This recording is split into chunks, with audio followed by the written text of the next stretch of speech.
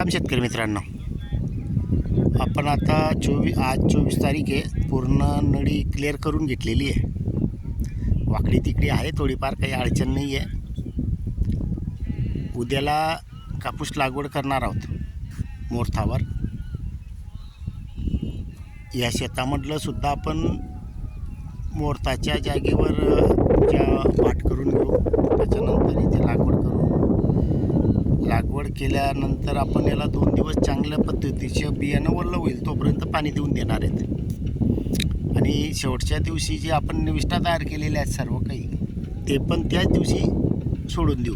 म्हणजे जेणेकरून सुरुवातीचे जे नियोजन आहे हे जबरदस्त करून घेऊ.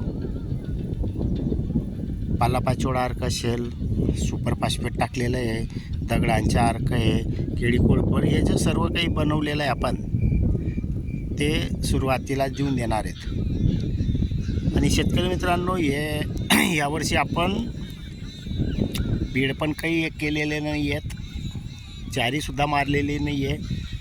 तशी नळी आथरण करून दिलेलं आहे. जमीन ऑलरेडी भुसभुशीत आहे, काही प्रॉब्लेम नाही आपल्याला. मुळ्या व्यवस्थित चालणार, त्यात काही शंका नसते. आणि आपल्या SR कल्चरमध्ये जे काही आपण निविष्ठा सोडतो त्याचा हा जास्त फायदा होतो, याचे काही शंकाच नाही आहे. अजून परत आपण SR कल्चरमध्ये मुळ्यांसाठी आपल्याकडे आहे हे कल्चर, त्यात शंका नाही आहे. पण ज्या शेतकऱ्यांकडे नसतं ना, त्याच्यासाठी आपण जे SR कल्चरमध्ये समजा 2-3 किलो तांदूळ दळून टाकून दिले तर त्याच्यानं सुद्धा चांगल्या मुळ्या फुटतात.